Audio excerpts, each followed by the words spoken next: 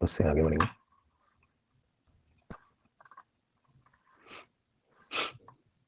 क्या पढ़ा था हमने अच्छा हम था वो एड्रिनल पढ़ रहे थे, एड्रिनल। तो आपको याद होगा हमने एड्रिनल का कॉर्टेक्स पढ़ लिया था। आज हम अंदर वाले हिस्से यानी एड्रिनल मेडुला के बारे में पढ़ेंगे। ठीक है, तो एड्रिनल कॉर्टेक्स के बाद हम आज एड्रिनल मेडुला के बारे में पढ़ते हैं।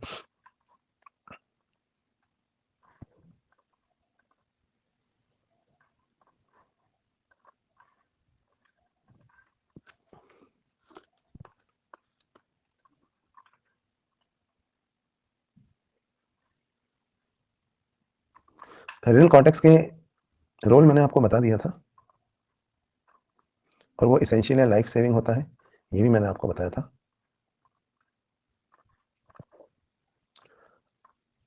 तो एड्रिनल मेडुला बस 30 सेकेंड्स में अपलोड कर लूँ इसको, क्योंकि बहुत सारी चीज़ें इसमें ऐसी हैं जो यहीं से पढ़ा देंगे हम।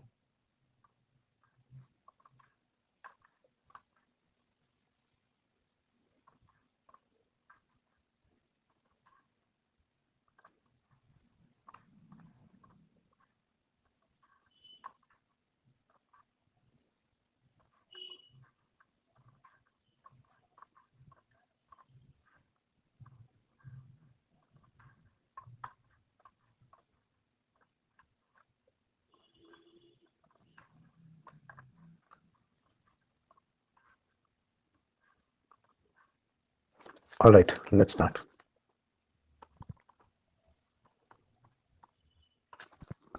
देखो कॉर्टेक्स वाला हिस्सा तो बाहर था, मेडुला वाला हिस्सा अंदर है, और ये एक्टोडर्मल होता है। और हमने डिस्कस किया था इससे प्रोटीन हार्मोन्स रिलीज होते हैं जिनको हम कहते हैं कैटेकोलामाइंस। ये जो कैटेकोलामाइंस इससे रिलीज होते हैं ये दो तरह के होते हैं, एपिनेफ्रीन और नॉर एपिनेफ्रीन। एपिनेफ्रीन को हम एड्रिनलिन भी कहते हैं और नॉर एपिनेफ्रीन को हम नॉर एड्रिनलिन भी कहते हैं। ठीक है, तो इन्हीं के बारे में बात करेंगे। तो जैसा मैंने आपको बताया एड्रिनल मेडुला का जो ओरिजिन है, कुछ बातें यहीं से अंडरलाइन कर लेते हैं, ये मैं बता चुका हूँ आपको, वो होता है एक्टोडर्मल। फिर मैंने कहा था कि एड्रिनल मेडुला में जो सेल्स होते हैं वो दरअसल न्यूरॉन्स होते हैं, है ना, लेकिन वो ऐसे न्यूरॉन्स होते हैं जो हार्मोन सिक्रीट करने का काम करने लगे हैं। इन्हें फियोक्रोमोसाइट्स कहा जाता है ना, इन सेल्स को, क्योंकि ये नर्वस सिस्टम के होने के बावजूद ये हार्मोन सिक्रीट कर रहे हैं। तो फियोक्रोमोसाइट्स इन्हें हम कहते हैं, और ये वो सिंपैथेटिक ये सेल्स हैं, उसमें these are cells of modified sympathetic nervous system, जिन्होंने अपनी नॉर्मल प्रोसेस यानी प्रोजेक्शंस जो डेंड्राइट एक्सॉन थे ना वो खो दिए हैं और एक ग्लैंडुलर फंक्शन एक्वायर कर लिया है। इन्हें क्रोमोफिन सेल्स या फियोक्रोमोसाइट्स कहा जाता है। याद रखें, तो ये जो सेल्स हैं ये क्रोमोफिन सेल्स या फियोक्रोमोसाइट्स कहलाते हैं। तो ये सिंपैथेटिक नर्वस सिस्टम से रिलेटेड है, तो ये सिंपैथेटिक और एड्रिनल सिस्टम फॉर्म करते हैं। तो याद रखिए एड्रिनल मेडुला जो है वो सिंपैथेटिक नर्वस सिस्टम से रिलेटेड होती है ना, यानी चीज़ों को इंक्रीज करेगी। तो इसका मतलब they work only in emergency.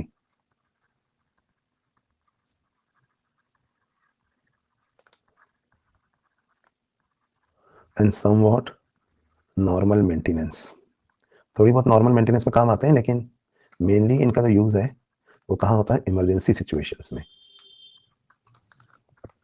चलिए, तो कैटेकोलामाइंस क्या करते हैं और इनके एक्शन के बारे में बात करते हैं।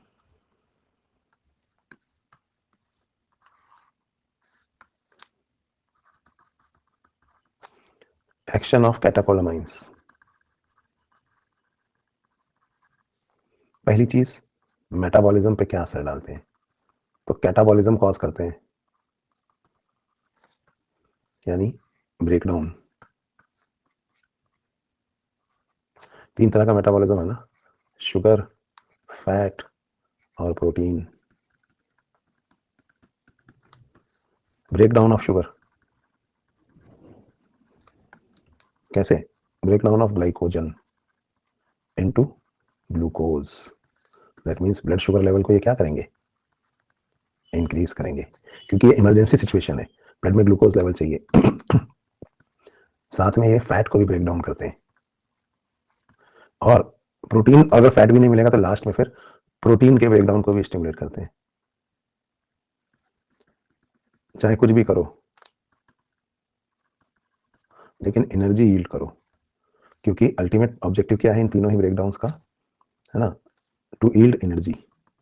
क्योंकि अब हमें बहुत सारी एनर्जी चाहिए, इमरजेंसी सिचुएशन है, दौड़ना भागना है तो ये कैटेकोलामाइन काम करता है, नॉर्मली इनका कोई रोल नहीं है।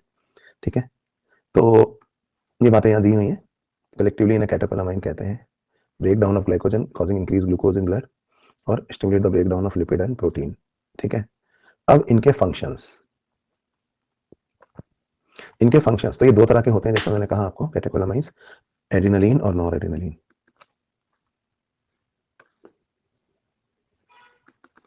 तो अब मैं आपको ना इनके बारे में पढ़ाऊंगा। Catecholamines are of two types, एक एड्रेनालिन या एपिनेफ्रिन। एपी मतलब किडनी के ऊपर से निकलता है ना, अमीनो एसिड्स होते हैं असल में। दूसरा है नॉर एड्रेनालिन। इसको पढ़ाने से पहले मैं आपको एक एनालॉजी से इसको समझाने की कोशिश करता हूं। ठीक है, और वो एनालॉजी हम एड्रेनालिन और नॉर एड्रेनालिन दोनों के लिए ले रहे हैं। दो तरह के हैं, ये ज़्यादा होता है 80% और ये कम होता है 20%।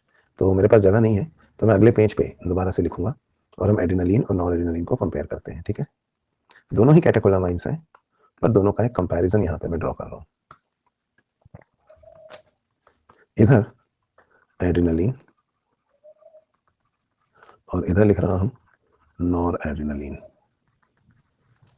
चलिए, है तो दोनों कैटेकोलामाइंस, लेकिन दोनों का कंपैरिजन देखते हैं।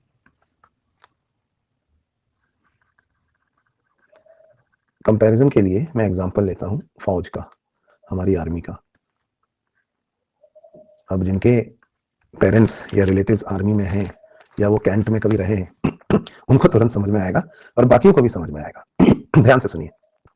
हमारी फौज में दो तरह के हमारी फौज में दो तरह के फौजी हैं तो सब फौज में ही, चाहे एड्रेनालिन हो चाहे नॉर एड्रेनालिन हो।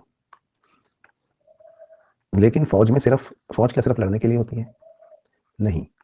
देखिए, फौज में और भी चीजें होती हैं, मैं आपको बताता हूँ। फौज में बहुत सारी डिविजन्स होती हैं, बहुत सारी यूनिट्स होती हैं।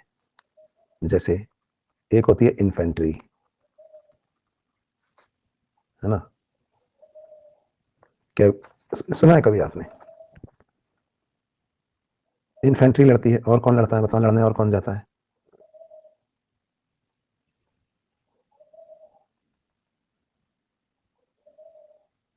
बटालियंस होती है ना, हम आर्मी की बात कर रहे हैं जैसे, है ना। तो होता क्या है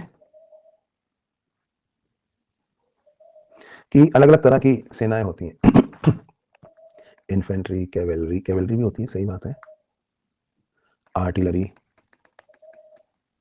ये वाकई लड़ते हैं। पर इनके अलावा पता है, signals,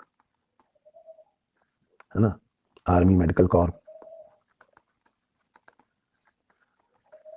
army engineering Corp, signals जो मैसेज पहुंचा रहे हैं ना, टेलीकम्युनिकेशन लाइंस वगैरह पर काम कर रहे हैं, है ना। और मेंटेनेंस यूनिट्स, आपको पता होना चाहिए, कैंटोनमेंट, सीएसडी, मिलिट्री कैंटीन में भी जो लोग काम करते हैं उसमें भी मेजर कर्नल सब होते ही हैं। एमएनएस, मिलिट्री नर्सिंग सर्विसेज,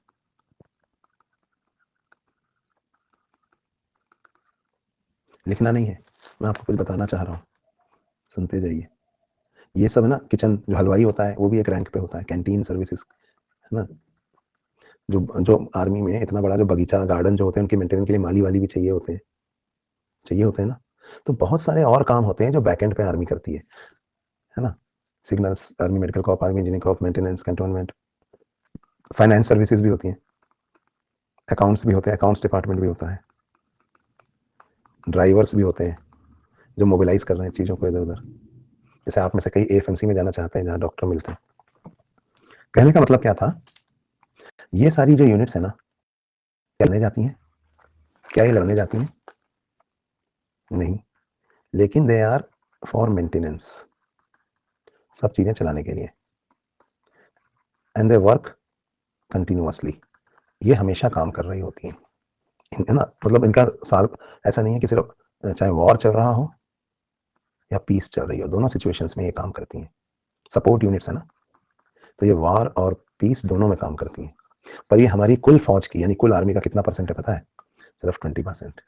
क्योंकि ये कब वर्क कर रही होती है? वॉर में भी कर रही होती है, पीस में भी कर रही होती है। लेकिन ज्यादा काम कब करती है? ऑब्वियसली वॉर में, लेकिन पीस में भी काम कर रही होती है। लेकिन ये इमरजेंसी सिचुएशन नहीं है ना। They work even in non emergency situation. Emergency में तो वर्क करती हैं, लेकिन ये नॉन इमरजेंसी सिचुएशन में भी वर्क करती हैं। और ये सब हमारी फौज का सिर्फ 20% है। इमरजेंसी सिचुएशन कब होती है? जब वॉर शुरू हो जाता है। जब वॉर शुरू होता है तो ये तो लगातार काम कर रही है। तो ये 80% है ना, ये कहती है, इनको कहती है अब तुम पीछे हटो, अब हम काम करेंगे। क्योंकि ये जाके लड़ेंगी, सीने पर गोली खाएंगी, गोला बारूद चलाएंगी। तो ये ज्यादा होते हैं ऑब्वियसली, ये 80% होते हैं जो लड़ने जाते हैं। तो लड़ने नहीं जाते और क्लर्क का या डॉक्टर या इंजीनियर का काम कर रहे हैं, रोड वोड बना रहे हैं, बीआरओ बॉर्डर रोड ऑर्गेनाइजेशन सुना होगा आपने, है ना। ये सब सिर्फ 20% है। लेकिन ये सब, इसमें एक और है, NDRF, national disaster relief force. इसमें एक और है, सीआईएसएफ, जो एयरपोर्ट पे दिखती है आपको। तो यहाँ पे आप क्या देख रहे हैं कि हमारी पूरी फौज को, आर्म्ड फोर्सेस को हम दो हिस्सों में डिवाइड कर सकते हैं। एक वो जो वाकई सीने पे गोली खाते हैं जाके, और एक वो जो बैक एंड पे पूरी फौज को सपोर्ट करते हैं। जो बैक एंड पे काम कर रहे हैं वो सारी जिंदगी काम करते हैं, चाहे वॉर हो चाहे पीस हो। लेकिन जो फ्रंट में जाके लड़ते हैं वो इमरजेंसी सिचुएशन में ही काम करते हैं। लेकिन जब वो काम करते हैं तो वही सबसे मेन काम होता है, क्योंकि मेन काम यही है, देश की सुरक्षा। ये सब तो चलता रहेगा। अरे ये अगर नहीं होंगे तो इनकी भी क्या जरूरत है देखा जाए तो। हाँ, ये पीछे से थोड़ा बहुत मेंटेनेंस करते रहते हैं ताकि कोई इमरजेंसी सिचुएशन आए तो हमारी हर चीज रेडी हो, हमारी रोड्स रेडी हो, हमारे मशीन सब कुछ रेडी हो, खाना पीना सब कुछ मिलता रहे ताकि ये लड़ सके। तो ये मेन है ना। तो एड्रेनलिन और नॉर एड्रेनलिन, कैटेकोलामाइन दो तरह के होते हैं। ज्यादा कौन सा होता है? एड्रेनलिन। कम कौन सा होता है? Nor adrenaline. लेकिन इमरजेंसी सिचुएशन में कौन काम करता है? एड्रेनलिन। जबकि नॉर एड्रेनलिन तो हमेशा ही काम कर रहा होता है, लेकिन इमरजेंसी में थोड़ा ज्यादा काम करता है। ये दूसरी यूनिट्स है ना सारी, जो लड़ने नहीं जाती। समझ में आई बात? तो इनकी भी जरूरत है और इनकी भी जरूरत है ना। लेकिन इसके बावजूद कैटेकोलामाइंस ऐसा कोई काम नहीं कर रही हैं जिसके बिना आदमी मर जाए। मैंने आपसे कहा था एड्रिनल कॉर्टेक्स जो है वो एसेंशियल है, एड्रिनल मेडुला एसेंशियल नहीं है। अगर किसी आदमी की एड्रिनल मेडुला डिस्ट्रॉय हो जाए तो वो मरेगा फिर भी नहीं। हालांकि एड्रिनल मेडुला की जरूरत तो है इमरजेंसी में। ये कुछ ऐसा ही है जैसे, with no disrespect, as a joke कह रहा हूँ, ये जो मैं कह रहा हूँ ये झूठ है, लेकिन बस समझाने के लिए कह रहा हूँ कि हमारे देश में फौज की क्या जरूरत है। अगर दुनिया भर में सारी नफरतें खत्म हो जाए, सब देश प्यार से रहने लग जाए, कोई किसी से लड़े ही नहीं, तो फौज की क्या जरूरत है? यही कहोगे ना आप। लेकिन ऐसा हो नहीं सकता, इसलिए फौज की जरूरत है। समझ में आई बात? तो इसी तरह से मुझे एक बात बताओ, अगर आर्मी को पूरा डीएक्टिवेट कर दिया जाए तो भी देश तो चल ही रहा है ना। Economics, finance, doctor, engineer, police, सब काम कर रहे हैं। तो ये इसेंशियल नहीं है। मतलब सतयुग के समय इसेंशियल नहीं होती थी, आजकल इसेंशियल है। तो एड्रिनल कॉर्टेक्स अगर डिस्ट्रॉय हो जाए तो इंसान मर जाएगा, लेकिन एड्रिनल मेडुला डिस्ट्रॉय होने से इंसान मरेगा नहीं, परंतु कितना ट्रिपल्ड हो जाएगा आप समझ सकते हैं। उसके पास इमरजेंसी सिचुएशन के लिए एक्स्ट्रा फोर्स नहीं है। तो catecholamines are not essential for survival, अगर सब कुछ आइडियल रहे तो। लेकिन कैटेकोलामाइंस अपना बहुत इंपॉर्टेंट रोल प्ले करते हैं हमारे शरीर में, क्योंकि उनकी जरूरत होती है, क्योंकि कुछ ना कुछ इमरजेंसी सिचुएशन लगी रहती है ना। तो इसी तरह से ये फौज है, तो फौज के भी दो हिस्से हैं। आप देखिए, फौज के भी दो हिस्से हैं। कौन कौन से? एक तो वो यूनिट्स जो लड़ने जाती हैं, और एक वो यूनिट्स जो सपोर्ट करती हैं बैक एंड पे। लड़ने वाली ज्यादा होती हैं, लेकिन ये हर समय काम नहीं कर रही होती हैं। कब काम करती हैं? इमरजेंसी सिचुएशन में, कोई नेचुरल कैलेमिटी आ जाए या वॉर हो जाए।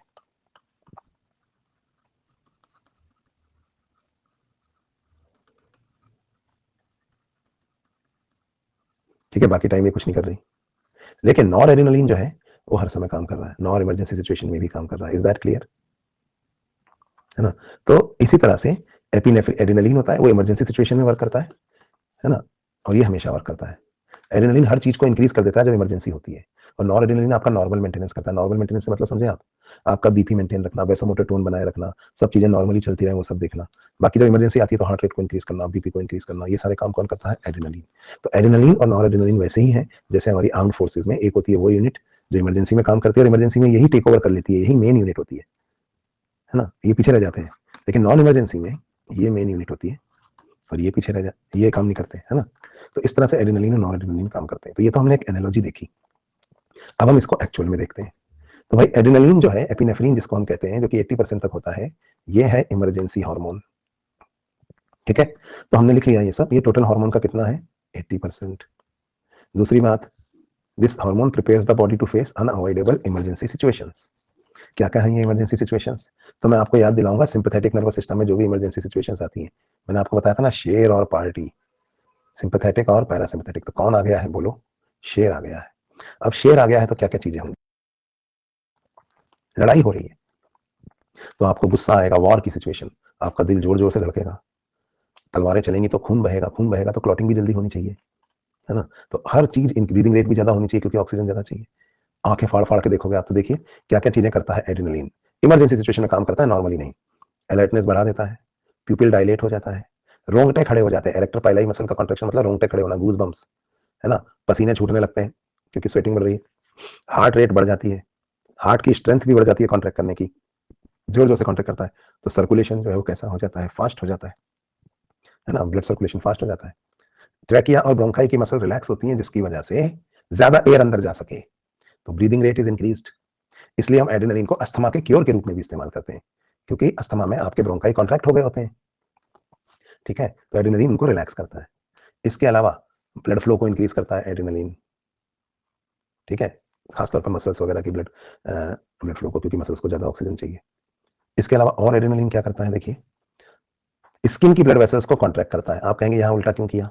देखो भैया, स्किन वाइटल ऑर्गन तो है नहीं, तो वाइटल ऑर्गन्स का ब्लड फ्लो इंक्रीज हो रहा है तो लेस वाइटल ऑर्गन्स का हमको क्या करना पड़ेगा, डिक्रीज। तो स्किन लेस इंपॉर्टेंट है तो उसका ब्लड फ्लो डिक्रीज हो जाता है।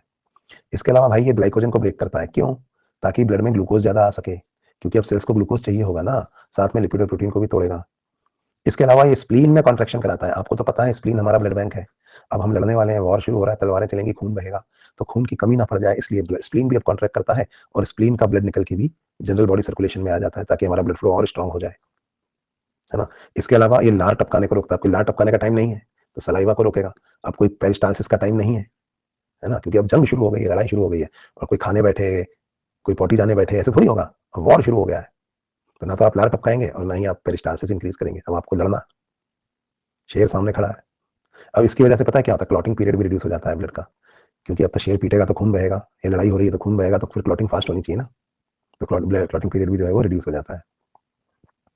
तो ये सारी चीजें होती हैं, ये सब करता है एड्रेनलिन। तो एड्रेनलिन बेसिकली करता क्या है, it provides the body with an emergent chemical defence mechanism in stress conditions that are a threat to the physical integrity and chemical consistency of the body. देश की संप्रभुता को, देश की सुरक्षा को, राष्ट्रीय सुरक्षा को खतरा है तो फिर फौज एक्टिवेट हो जाएगी। फिजिकल इंटीग्रिटी या chemical consistency of the body effect हो रही है ना, तो एड्रेनलिन रिलीज होगा। जैसे कब रिलीज होता है, जैसे हमारा एक्सीडेंट हो गया सड़क पे, या हम रेस्टलेस हो, हमें गुस्सा आ रहा हो, डर लग रहा हो, टेंशन हो रही है, दर्द हो रहा हो, तो ये हमारी बॉडी को प्रिपेयर करता है ताकि इमरजेंसी सिचुएशंस को हम, या स्ट्रेस सिचुएशंस को हम फेस कर सकें। तो पहले तो यही प्रिपेयर करता है, फिर धीरे धीरे वो जो स्ट्रेस हार्मोनों का लेवल बढ़ने लगता है, कौन से वाले, ग्लूकोकॉर्टिकॉइड्स, तो वो टेक ओवर कर लेते हैं। तो फिर उसके बाद अगर कंटिन्यूअस स्ट्रेस है ना, तो एड्रेनलिन का लेवल नीचे आ जाता है और ग्लूकोकॉर्टिकॉइड्स, कॉर्टिसोल का लेवल बढ़ जाता है।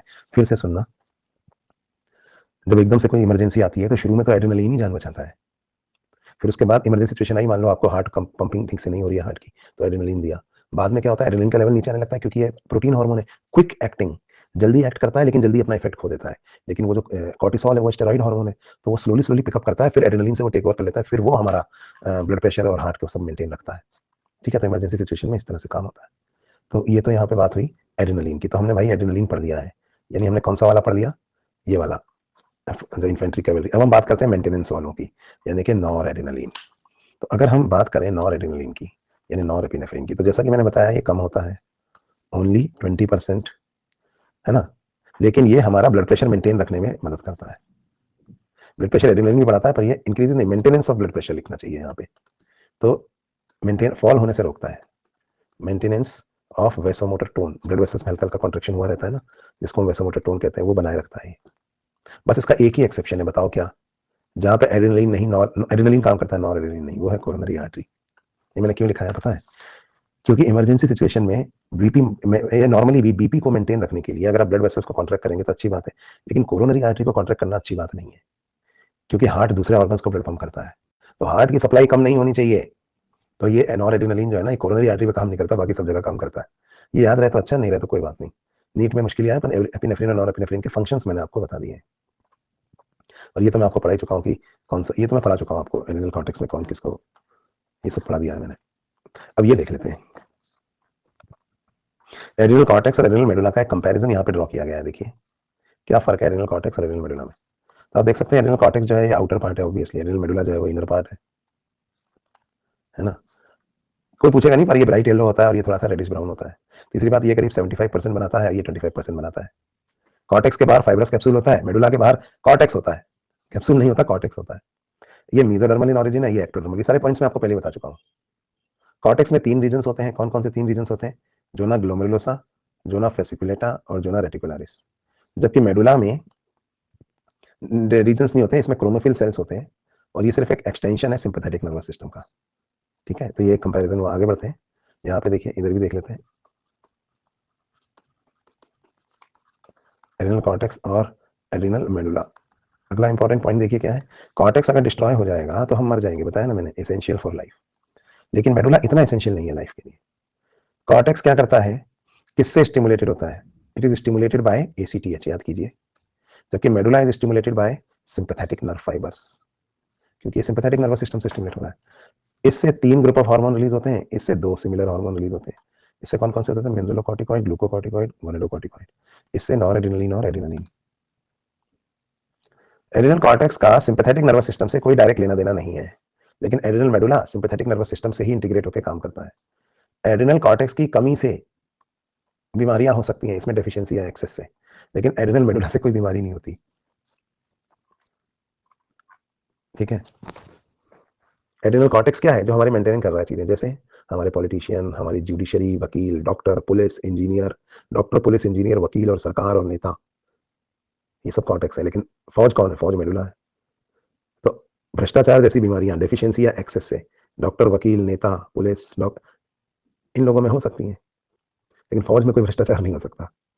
तो इनकी ये डिसऑर्डर कॉज करती है, इनकी डेफिशिएंसी या एक्सेस, किसकी? एड्रिनल कॉर्टेक्स की। लेकिन एड्रिनल मेडुला भले ही एसेंशियल ना हो, लेकिन ये भ्रष्ट भी नहीं है, इसमें इससे कोई डिसऑर्डर भी नहीं होता है। ठीक है, तो ये कंपैरिजन हो गया between adrenal cortex and adrenal medulla. और इसके साथ ही हमने एड्रिनल ग्लैंड पूरा पढ़ लिया है। ये जो 2 स्लाइड्स हैं ये आपके मॉड्यूल में नहीं है, पर ये मैं लिखा चुका हूँ। फिर भी आपको नए पॉइंट्स लगते हैं तो आप इनका स्क्रीनशॉट ले सकते हैं या बाद में इसको आप कॉपी करके लिख सकते हैं।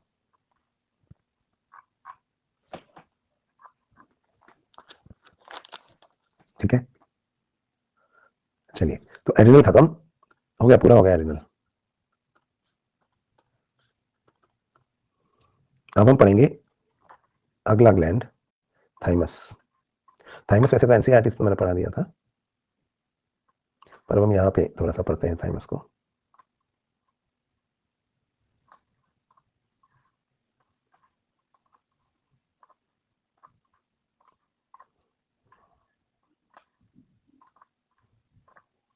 देखो, थाइमस में कुछ खास नहीं है बताने का, फिर भी मैंने जो पहले बताया था उसको मैं रिपीट कर देता हूं।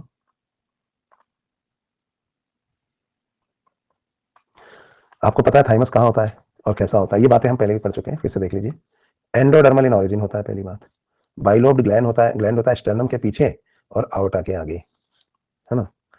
Pledge a major role in development of immune system, ये भी आपको पता है। और बर्थ के टाइम काफी बड़ा होता है, keeps reducing in size with age. और जब तक प्यूबर्टी आती है ये बहुत छोटा हो जाता है, जिसकी वजह से एज के साथ हमारा इम्यून रिस्पॉन्स जो है वो वीक हो जाता है। ठीक है, इसका स्ट्रक्चर कैसा होता है? वही लिम्फ नोड की तरह होता है ये। इसके ऊपर कनेक्टिव टिश्यू का कैप्सूल होता है और 2 लोब्स होते हैं इसमें। इसमें कॉर्टेक्स और मेडुला 2 हिस्से हैं। कॉर्टेक्स में खूब सारे लिम्फोसाइट्स होते हैं और मेडुला में लिम्फोसाइट्स के अलावा हेसेल्स कॉर्पस्कल भी पाए जाते हैं, जो कि एक तरह के फेगोसाइटिक सेल्स हैं। पर आप कहोगे ये सब तो ठीक है, ये तो लिम्फोइड सिस्टम की बातें हैं, इम्यूनिटी की बातें हैं, थाइमस का एंडोक्राइन सिस्टम में क्या रोल है? तो थाइमस ना एक ही हार्मोन सिक्रेट करता है बस, और वो है थाइमोसिन। ये हार्मोन क्या करता है? ये सेल मीडिएटेड और एंटीबॉडी मीडिएटेड दोनों तरह की इम्यूनिटी को स्टिमुलेट करता है। तो बस इतना याद रखना है, it secrets a peptide hormone, protein hormone है ये, जिसको हम कहते हैं थाइमोसिन।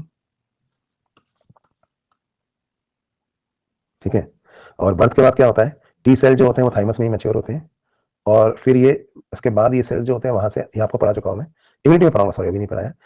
सेकेंडरी लिम्फोइड ऑर्गन्स में पहुंच जाते हैं हमारी बॉडी के, और वहां पर जाकर फिर ये मैच्योर होते हैं, फर्दर बनते, मतलब बोन मैरो बनने के बाद अपनी इनिशियल मैच्योरेशन के लिए थाइमस में जाते हैं, उसके बाद फर्दर डिफरेंशिएशन के लिए सेकेंडरी लिम्फोइड ऑर्गन्स में जाते हैं। ये बातें हम इम्यूनिटी में पढ़ेंगे।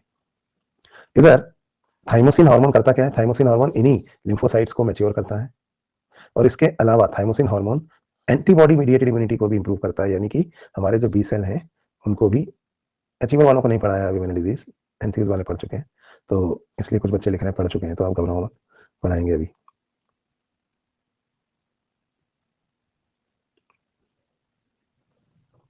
अचीवर में हो चुका है, सबका नहीं हुआ ना, बैच मार्च में पढ़ दिया, जिन्होंने पढ़ दिया, जिनका नहीं, जो लेट एडमिशन है उनको बाद में पढ़ाएंगे। अच्छा रिप्रो बाकी है ना, हाँ रिप्रो पढ़ेंगे पढ़ेंगे, 1 जनवरी से रिप्रोडक्टिव सिस्टम स्टार्ट करेंगे। चलो, तो इसलिए इसको ना थ्रोन ऑफ इम्यूनिटी भी कहते हैं, तो basically training in school of T cells भी कहा जाता है। तो थाइमस का काम एक ही है, थाइमस का काम है, और वो है कि थाइमोसिन, मतलब इंडोक्राइन क्या काम है थाइमस का, तो बस इतना से याद रखना है, पेप्टाइड हार्मोन थाइमोसिन सिक्रीट करता है ये, जो दोनों तरह की इम्यूनिटी को स्टिमुलेट करता है। खत्म। पीनियल बॉडी पढ़ा दिया था क्या मैंने, मुझे ऐसा लग रहा है ये मैंने पढ़ा दिया था, मेलेटोनिन के बारे में बताया था, गोरा करने वाला हार्मोन है ना, तो पीनियल बॉडी तो हमने पढ़ लिया था।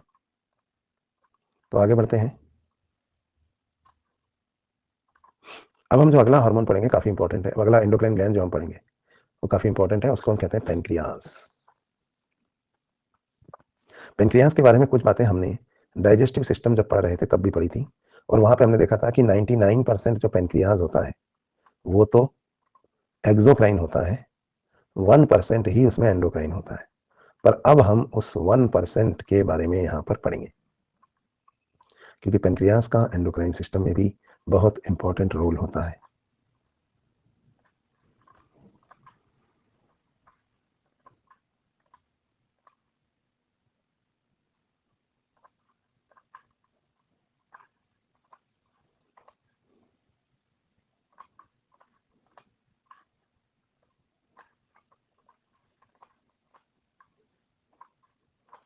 इससे पहले आरआरआर करना चाह रहे हैं, चलो ऐसा कर लेते हैं, अपलोड तो कर लेने दो मुझे पेनक्रियाज।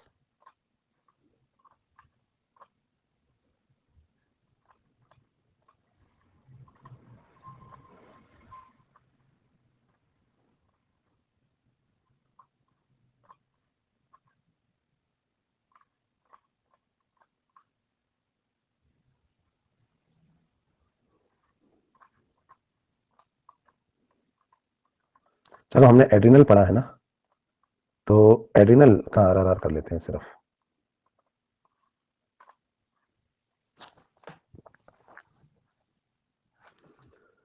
तो एनसीईआरटी में से हमने थायराइड और पैराथायराइड हो गए थे क्या, थाइमस भी हो गया था, एड्रिनल। चलिए, तो हमने अभी अभी जो ग्लैंड पूरा किया है एड्रिनल, उसी के बारे में हम थोड़ा यहाँ पे पढ़ रहे हैं।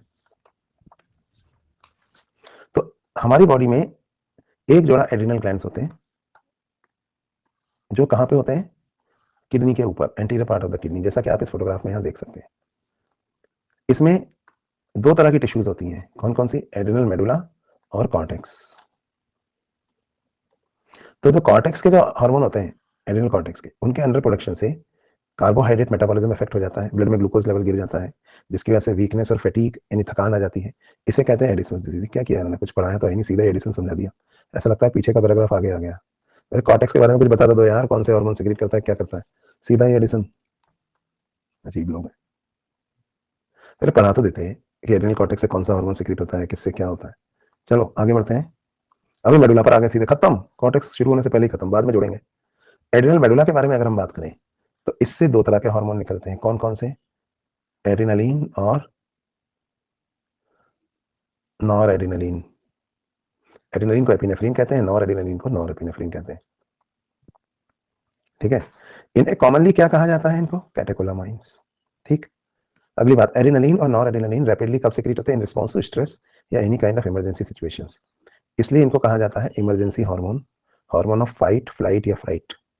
फाइट फ्लाइट, एक और एफ है, तीसरा एफ गायब कर दिया इन्होंने, वो है फ्राइट, डर में भी रिलीज होते हैं, 3F कहते हैं इसको, फाइट फ्राइट फ्लाइट।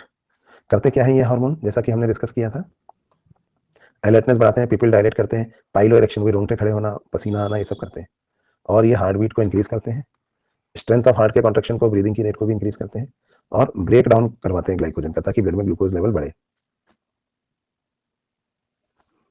ठीक है, तो ब्रेक डाउन ऑफ ग्लाइकोजन, ये सब हम पढ़ चुके हैं, वही लिखा है यहाँ पे, करवाते हैं। आगे ब्लड में ग्लूकोज लेवल को ये बढ़वाते हैं। इसके अलावा लिपिड और प्रोटीन का भी ब्रेकडाउन करवाते हैं। अब इनको याद आया कि एड्रेनल कॉर्टेक्स तो पढ़ाया ही नहीं, तो अब दोबारा से शुरू कर रहे हैं इसको यहाँ। पहले डेफिशिएंसी डिजीज बता दी, तो अब लिख रहे हैं यहाँ पे कि भाई इसके 3 हिस्से होते हैं एड्रेनल कॉर्टेक्स के, और उल्टा लिख रहे हैं अंदर से बाहर। चलो उल्टा पढ़ दो, रेटिकुलरिस, फेसिकुलेटा और ग्लोमेरुलोसा। अब एड्रेनल कॉर्टेक्स से जो हार्मोन निकलते हैं उन्हें हम कॉर्टिकॉइड्स कहते हैं। इनमें से जो ग्लूकोकॉर्टिकॉइड्स होते हैं वो कार्बोहाइड्रेट मेटाबॉलिज्म में इन्वॉल्व है। हमारी बॉडी में जो कॉर्टिसोल है, cortisol is the main glucocorticoid. क्या करता है ये बताया था आपको मैंने। ये वाटर बैलेंस को रेगुलेट करता है और इलेक्ट्रोलाइट को रेगुलेट करता है, और इनको हम मिनरलोकॉर्टिकॉइड कहते हैं। और एल्डोस्टेरॉन जो है हमारा मेन मिनरलोकॉर्टिकॉइड है। Cortisol is the main glucocorticoid. कैसे लिख रहे हो यार, देखो ग्लूकोकॉर्टिकॉइड कौन सा है मेन, कॉर्टिसोल। फिर इसके बाद इन्होंने एल्डोस्टेरॉन समझाना शुरू कर दिया, फिर वापस कॉर्टिसोल पे आ गए हैं ये नीचे। सही कह रहे हो, धतूरा पॉइजनिंग। जो ऊपर ग्लूकोकॉर्टिकॉइड लिखे थे उसके बाद मिनरलोकॉर्टिकॉइड बताने शुरू करे, और मिनरलोकॉर्टिकॉइड के बाद वापस आ गए हैं ग्लूकोकॉर्टिकॉइड पर। तो फिर से ग्लूकोकॉर्टिकॉइड नीचे लिखे हुए हैं। अब बता रहे हैं ग्लूकोकॉर्टिकॉइड करते क्या है। ठीक है, तो भाई ये ना ब्लड में ग्लूकोज लेवल बढ़ाते हैं। कैसे बढ़ाते हैं, ग्लूकोनियोजेनेसिस करके, लाइपोलाइसिस करके और प्रोटियोलाइसिस करके भी। सेल अपटेक इनहिबिट करते हैं ग्लूकोकॉर्टिकॉइड्स, और अमीनो एसिड्स का यूटिलाइजेशन करवाते हैं। तो ग्लूकोनियोजेनेसिस करवा रहे हैं, क्या क्या, lipolysis, proteolysis, cellular uptake and utilisation of amino acid को इनहिबिट कर रहे हैं, याद रखना। लेकिन नए प्रोटीन सिंथेसाइज में भी इनका रोल होता है, हालांकि वो यहाँ नहीं दिया है, इसलिए आप यही रोल मानो। तभी कंफ्यूजन हो रहा था मेरे को, क्यों हो रहा है। कॉर्टिसोल जो है वो और भी चीजों में इन्वॉल्व है। किस किस में, maintenance of heart, blood pressure as well as kidney. तो हमारा जीएफआर वगैरह, बीपी वगैरह मेंटेन रखने में हेल्प करते हैं। इसके अलावा कॉर्टिसोल जैसे कि ग्लूकोकॉर्टिकॉइड पर्टिकुलरली कौन सा वाला ग्लूकोकॉर्टिकॉइड, कॉर्टिसोल, ये एंटी इन्फ्लेमेटरी भी होता है और इम्यून सिस्टम को सप्रेस करता है। इसके अलावा आरबीसी प्रोडक्शन को भी इंक्रीज करता है। अब इनको याद आया यहाँ फिर से, अरे एल्डोस्टेरॉन छूट गया, तो ये वापस ग्लूको यहाँ एल्डोस्टेरॉन पे आ गए हैं फिर से। वो तीसरे वाले की तो बात ही नहीं हो रही अभी, गोनिडोकॉर्टिकॉइड की। पहले और दूसरे में ही कंफ्यूज हो रहे हैं, कभी एक पॉइंट आता है इसका, कभी इसका, फिर इसका, फिर इसका। तो देखें भैया एल्डोस्टेरॉन के बारे में क्या लिख रहे हैं, ब्लू लाइन से अंडरलाइन कर देता ताकि अलग से दिखे। ये मेनली ना किडनी ट्यूब्यूल्स पे एक्ट करता है, सोडियम और water, reabsorption of sodium and water करवाता है, directly sodium, sodium indirectly water. और सोडियम वाटर रीअब्जॉर्ब करवाएगा तो पोटेशियम और फॉस्फेट को एक्सक्रीट करवाएगा, पता ही है आपको। इसका मतलब एल्डोस्टेरॉन जो है इलेक्ट्रोलाइट्स को मेंटेन करता है, बॉडी फ्लूइड वॉल्यूम मेंटेन करता है, ऑस्मोटिक प्रेशर और ब्लड प्रेशर को भी मेंटेन करता है। ठीक है, अब इन्हें याद आया एक तीसरा भी था भैया, गोनेडोकॉर्टिकॉइड। तो लिख रहे हैं small amount of androgenic steroids. नाम लिखना भूल गए, इंक बचा ली, मैं लिख देता हूं, गोनेडोकॉर्टिकॉइड। तो जो तीसरा वाला दिख रहा है ना आपको, इसका नाम नहीं लिखा हुआ है, वो मैं यहां लिख देता हूं, वो है गोनेडोकॉर्टिकॉइड। ये भी सिक्रीट करते हैं ये। अब ये गोनेडोकॉर्टिकॉइड क्या करता है वो पढ़ लो। It plays a role in secondary sex characters. खत्म, अब हुआ जाके खत्म। डेफिशिएंसी डिजीजेज में कशिंग सिंड्रोम गायब है। एडिसन्स डिजीज शुरू में ऐसे लिख दिया गया जैसे यही पूछेंगे हम नीट में, तो शुरू में यही लिख देते हैं। पूरी एनसीईआरटी क्यों पढ़ना चाहते हो भैया, है ना। तो एडिसन्स डिजीज लिखा हुआ है, और बस बाकी सब गायब है। विरिलिज्म, गायनेकोमास्टिया, हाइपर एंडोस्टेरोनिज्म, कुछ नहीं है। पर हमने इसको ठीक से पढ़ा। खत्म, अरे खत्म हो गया, एड्रिनल खत्म। तो भैया एड्रिनल ग्लैंड खत्म हो गया है। अब हम वापस आते हैं और पेनक्रियास पे पढ़ते हैं। तो हम वापस आ गए और हम जो पढ़ रहे थे उसको पढ़ते हैं। अब हम बात करेंगे यहाँ पे पेनक्रियास की। तो पेनक्रियास एक हेटेरोक्राइन ग्लैंड है। हेटेरोक्राइन वो होता है जो कि एक्सोक्राइन भी होता है और एंडोक्राइन भी होता है। जैसा कि मैं आपको पहले ही बता चुका हूं, इसका 99% पोर्शन एक्सोक्राइन है और 1% पार्ट ही एंडोक्राइन है। तो जो 99% एक्सोक्राइन है और 1% एंडोक्राइन है, तो एक्सोक्राइन पार्ट में क्या आता है, इसमें आता है फॉलिकल्स, पैंक्रियाटिक एसिनाई बोलते हैं उनको। और पैंक्रियाटिक एसिनाई क्या सिक्रीट करती हैं, पैंक्रियाटिक एंजाइम्स।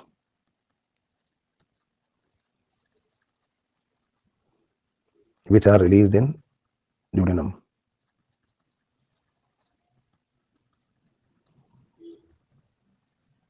by duct। जबकि एंडोक्राइन पार्ट जो है वो होता है आइलैंड ऑफ लैंगरहैंस।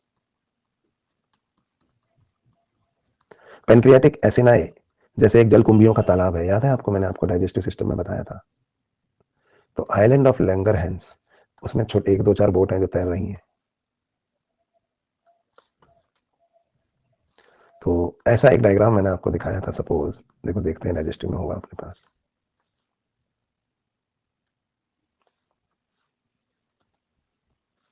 जैसे ये पूरा तालाब है जलकुंभियों का, इसमें ये इतने सारे तो एसिनाई हैं। इन एसिनाई के बीच में ये इंटरस्टिशियल फ्लूइड है, इसमें कुछ आइलैंड तैर रहे हैं ऐसे। ये आइलैंड ऑफ लैंगरहैंस कहलाते हैं। इन पे 4 तरह के सेल्स पाए जाते हैं इनके ऊपर। तो ये आइलैंड ऑफ लैंगरहैंस इस तरह से हमने बनाया था, याद कीजिए कि भाई ये पेनक्रियाटिक एसिनाई तो है ही सही है, और ये उनका डक्ट है पेनक्रियाटिक एसिनाइज का। लेकिन इन पेनक्रियाटिक एसिनाइज के बीच में तो बहुत सारे हैं।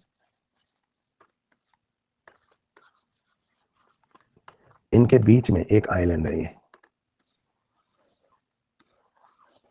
ठीक है, ये तैर रहा है यहाँ पे, है ना। ये आइलैंड है जिसमें तैर रहा है, इसको हम आइलैंड ऑफ लैंगरहैंस कहते हैं। इस आइलैंड में 4 तरह के सेल्स हैं, देखो इनमें खड़े हैं। ये अल्फा है, ये देखो डेल्टा, ये बीटा, और ये पीपी सेल्स जिनको हम एफ सेल भी कहते हैं। तो 4 तरह के सेल्स हैं इसमें।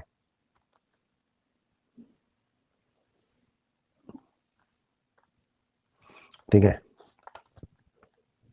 तो आइलैंड ऑफ लैंगरहैंस में 4 तरह के सेल्स पाए जाते हैं।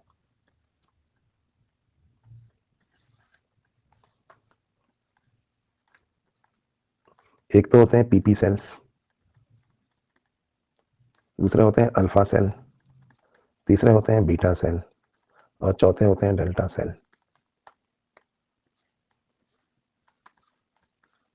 अब जो अल्फा सेल होते हैं ना, पीपी सेल्स, ये पेनक्रियाटिक पॉलीपेप्टाइड रिलीज करते हैं।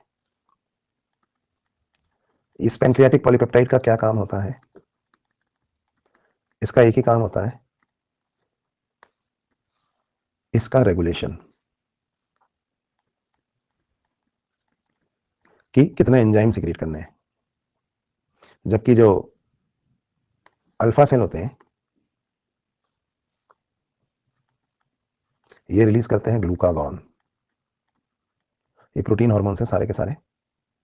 तो आइलैंड ऑफ लैंगरहैंस से रिलीज होने वाले सारे ही हार्मोन कैसे हैं? प्रोटीन।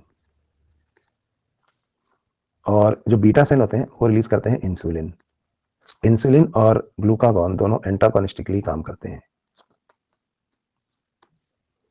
जैसे ग्लूकागॉन ब्लड में शुगर लेवल बढ़ाता है, तो इंसुलिन ब्लड में शुगर लेवल घटाता है। कैसे ये मिलके काम करते हैं वो मैं बताऊंगा अभी, पर ये ब्लड शुगर को डिक्रीज करता है। तो अल्फा सेल इन ग्लूकागॉन ब्लड शुगर को बढ़ाता है, तो बीटा सेल जो है वो ब्लड शुगर को कम करते हैं। ठीक है, और डेल्टा सेल जो होते हैं इनका काम होता है इन दोनों को रेगुलेट करना। So these actually regulate alpha and beta cell, कि कितना इंसुलिन सिक्रीशन करना है, कितना ग्लूकागॉन करना है। और इनसे रिलीज होता है सोमैटोस्टेनिन।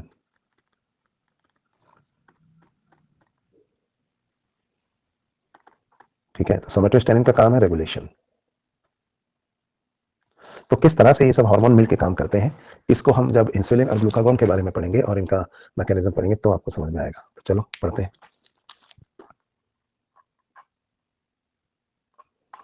एक दो चीजें तो अभी पढ़ाई है, वो अंडरलाइन कर देता हूँ। पेनक्रियास का ओरिजिन कैसा होता है भाई? एंडोडर्मल।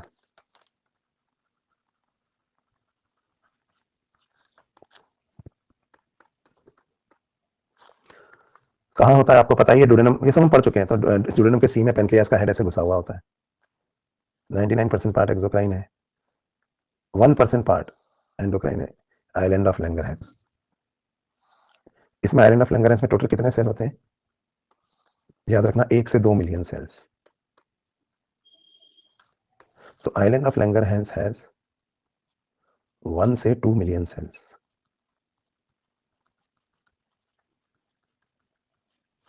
ठीक है, इतने सेल्स होते हैं इसमें। वही 4 तरह, कितने परसेंट कौन से होते हैं कोई पूछेगा नहीं आपसे, कौन से ज्यादा होते हैं, कौन से कम होते हैं, कौन से अंदर की तरफ है, कौन से बाहर की तरफ है, दिख रहे हैं वैसे इसमें आपको यहाँ। तो 4 तरह के सेल्स जिनके बारे में हम बात कर रहे थे, अल्फा, बीटा, डेल्टा और पीपी। अल्फा वाले बड़े होते हैं और बस ये नहीं आएगा नीट में, पर बता रहा हूँ, वो करीब 25% होते हैं। क्या सिक्रेट करते हैं? ग्लूकागॉन। बीटा वाले जो है वो थोड़े छोटे हैं, बीच वाले रीजन में होते हैं, ये ज़्यादा होते हैं और ये इंसुलिन सिक्रेट करते हैं। डेल्टा वाले 10% होते हैं और ये रेगुलेट करते हैं अल्फा और बीटा सेल की एक्टिविटी को। और एफ सेल या PP cell pancreatic polypeptide hormone secrete करते हैं, जो स्टिमुलेट करता है पेनक्रियाटिक सिक्रीशन को, है ना, पेनक्रियाटिक एंजाइम्स के सिक्रीशन को। तो ये हो गया 4 तरह के सेल्स के बारे में जो इन्फॉर्मेशन आपको चाहिए थी। वो 1 से 2 लाख होते हैं, 1 से 2 मिलियन होते हैं। अब यहाँ पे आपको इंसुलिन का स्ट्रक्चर समझाया गया है। ये इंसुलिन का स्ट्रक्चर वही है जो आपने बायोटेक्नोलॉजी में आपको मैं पढ़ाऊंगा, पर क्योंकि यहाँ दिया हुआ है इसलिए एक बार और बता देता हूँ। इसको आप चाहें तो नोट कर सकते हैं कि एक इंसुलिन के मॉलिक्यूल में, नोट जरूर कर लें, 51 अमीनो एसिड होते हैं, जिसमें 2 चेन है, अल्फा चेन और बीटा चेन, जो आपस में जुड़े होते हैं with cross bridges of SS disulphide bonds. तो चलो इंसुलिन को हम पढ़ना ही शुरू कर देते हैं। तो ग्लूकागॉन बाद में पढ़ाऊंगा, पहले इंसुलिन पढ़ा रहा हूं मैं। बीटा सेल से रिलीज होता है। ग्लूकागॉन बस इसका उल्टा करता है, तो वो तो मैं एक बार में बता दूंगा। तो secreted by beta cells of island of Langerhans.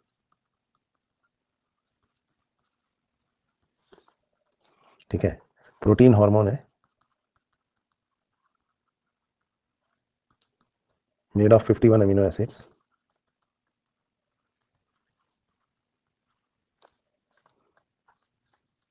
दो चेन्स हैं, अल्फा एंड बीटा।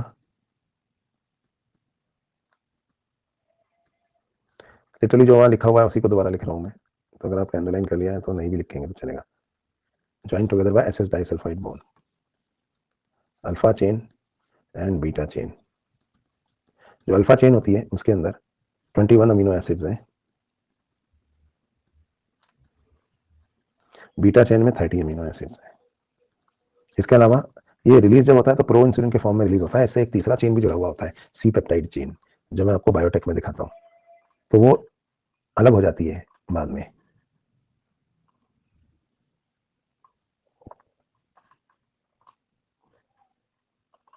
ये मैं आपको बायोटेक में बताऊंगा बाद में। तो इसमें एक तीसरी चेन भी होती है, देखो, सी पेप्टाइड चेन।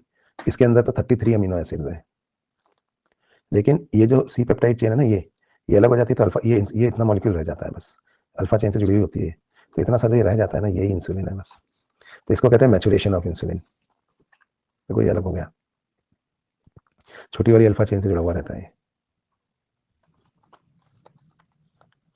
तो इंसुलिन इस तरह से रिलीज होती है बॉडी के अंदर, ये हम बायोटेक में देखेंगे बाद में। तो फंक्शन क्या है इसके इंसुलिन के? इंसुलिन के मैं आपको अलग अलग फंक्शन बताता हूँ। ये तो आपको पता ही है कि इंसुलिन करती क्या है। सपोज ये ब्लड वेसल है, ये आपकी एलिमेंट्री कैनाल है, एलिमेंट्री कैनाल से फूड डाइजेस्ट होने के बाद जो ग्लूकोज है वो यहाँ पहुंचता है, कहाँ? ब्लड में। इस ग्लूकोज को हमें बॉडी के सेल्स तक पहुंचाना है। इस काम को करने में इंसुलिन हमारी मदद करती है। कैसे पता है? इंसुलिन सेल्स को मोटिवेट करती है। सेल्स के ऊपर इंसुलिन के रिसेप्टर्स होते हैं जिन पे इंसुलिन जाके जुड़ती है, जिससे सेल मोटिवेट होता है ब्लड में से क्या खींचने के लिए? ग्लूकोज, है ना। लेकिन इंसुलिन उन्हीं को मोटिवेट कर सकती है, उन्हीं सेलों को जिनके ऊपर उसके रिसेप्टर्स हो। अब किसी के स्मार्टफोन में यूट्यूब ही नहीं है तो कोई इमोशन से मोटिवेट कैसे करेगा उसको? किसी के पास यूट्यूब ही नहीं है, अगर जिन सेलों के पास रिसेप्टर नहीं होता उनको इंसुलिन मोटिवेट नहीं कर सकती। लेकिन हमारे पास, सबके पास, ज्यादातर सेल्स के पास स्मार्टफोन्स हैं और ज्यादातर सेल्स के पास इंसुलिन के रिसेप्टर्स होते ही हैं, तो उन सेल्स को इंसुलिन मोटिवेट कर देता है। सिर्फ 4 तरह के सेल ऐसे हैं जिनके पास रिसेप्टर नहीं है और उनको इंसुलिन काम नहीं करता, तो वो अपने आप ही ब्लड से ग्लूकोज खींचते हैं जितना जरूरत, मतलब अपने सेल्फ मोटिवेशन से, इनको बाहर से नहीं मिल रहा, है ना। तो मतलब इंसुलिन रिसेप्टर से बाइंड करता है, उनको मोटिवेट करता है कि भाई ब्लड से ग्लूकोज खींचो। ऐसा नहीं है कि हमारे सेल्स के पास आकर रोने लगता है, सेल्स हमें सपोर्ट की जरूरत है, प्लीज ग्लूकोज खींचो, अब सैलाब आएगा और हमारे साथ धोखा हो गया है, हमें हमें सपोर्ट दो प्यारे सेल्स। ऐसा नहीं हो रहा, हम तुम्हें फ्री में सब कुछ कराएंगे, रेवोल्यूशन आएगा, कुछ नहीं आएगा। बच्चों को तो मतलब ये क्या बेवकूफ समझ रखा है इन्होंने कि ये तो अभी पैदा हुए हैं, ये मतलब सोचो ना कितना बेवकूफ समझते हैं आप लोगों को। कुछ लोग आपको बहुत बेवकूफ समझते हैं, थोड़ा बच के रहो। चलो, तो आगे बढ़ते हैं। तो ये जो रिसेप्टर्स को मोटिवेट कर रहा है इसकी वजह से कर रहा है। तो देखो भाई इंसुलिन के बारे में पढ़ लेते हैं, तो फंक्शंस ऑफ इंसुलिन पढ़ेंगे। चलो आगे बढ़े, हमारा टॉपिक है फंक्शंस ऑफ इंसुलिन।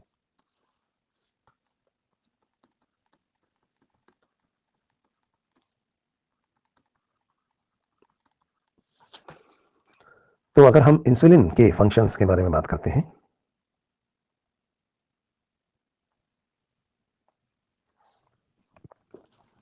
तो पहला फंक्शन तो इसका ये है मेम्ब्रेन परमिबिलिटी, ग्लूकोज खींचने के लिए।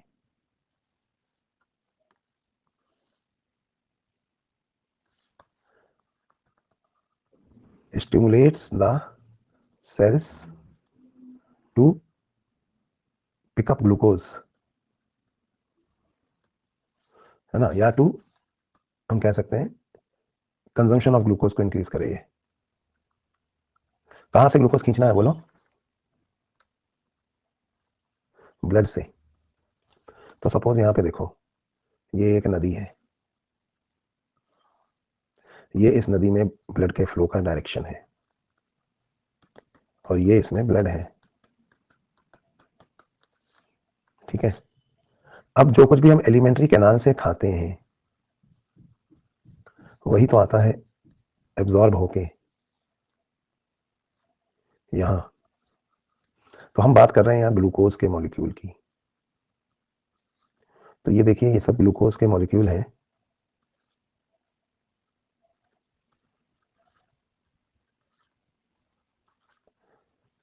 ये जो ग्लूकोज के मॉलिक्यूल आपको यहाँ दिख रहे हैं ना ब्लड में, इन ग्लूकोज के मॉलिक्यूल्स को पिक करने के लिए, नदी में पानी बहता है तो नदी के किनारे सेल्स खड़े रहते हैं।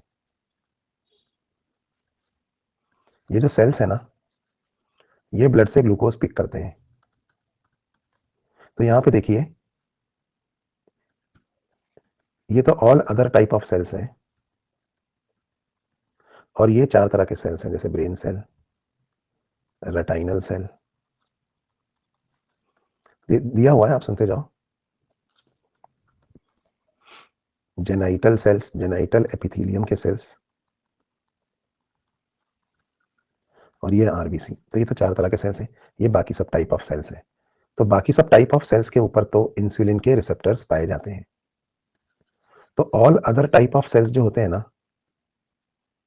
इनके ऊपर तो इंसुलिन के रिसेप्टर्स हैं,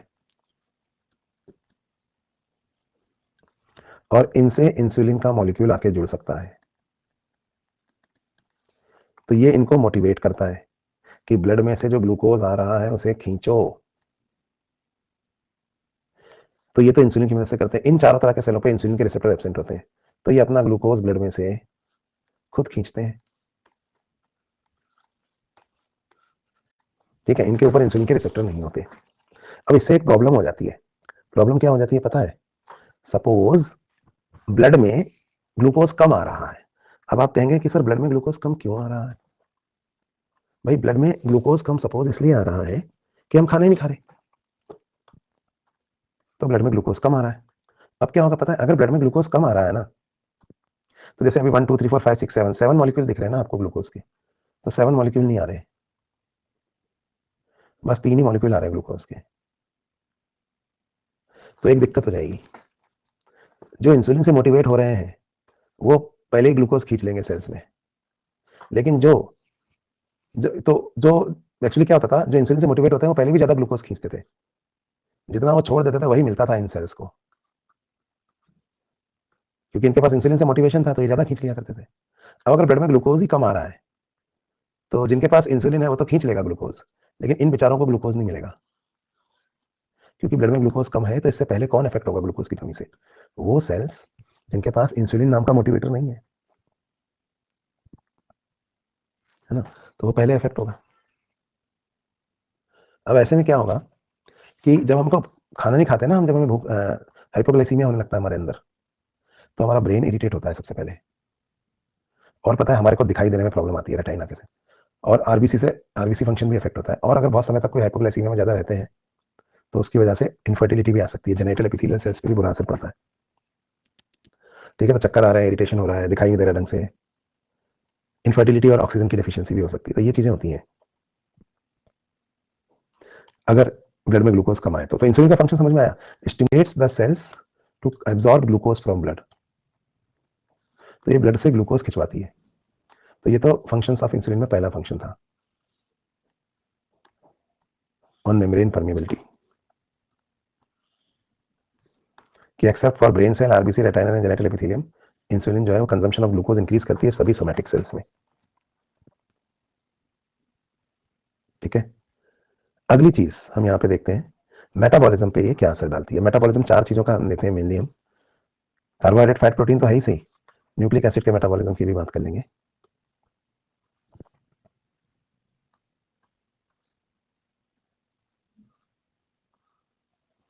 तो कुछ टर्म्स हैं जो मुझे आपको समझाने हैं जिससे आपको इंसुलिन समझ में आएगा। फिर उसके बाद हम ग्लूकागॉन के बारे में बात करेंगे जो इसका उल्टा काम करती है।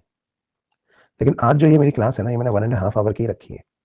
तो इंसुलिन के फंक्शंस और मेटाबॉलिज्म पे इसका इफेक्ट हम अगली क्लास में भी पढ़ सकते हैं। यहीं से हम अगली क्लास में पढ़ेंगे और इंसुलिन के बारे, पेनक्रियास के बारे में भी पढ़ेंगे और अदर एंडोक्राइन ग्लैंड्स के बारे में भी पढ़ेंगे। ठीक है, अभी हम जिनको जाना है वो जा सकते हैं और जिनको डाउट्स पूछने हैं उनके लिए मैंने डाउट्स खोल दिया है और रेज योर हैंड भी खोल दिया है। तो अगर आप चाहें तो आप डाउट्स पूछ सकते हैं मेरे से।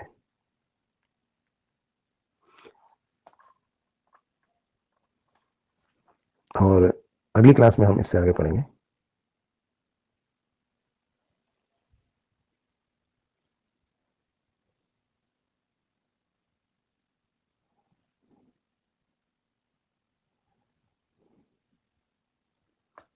चलो फिर आज यहीं छोड़ देते हैं।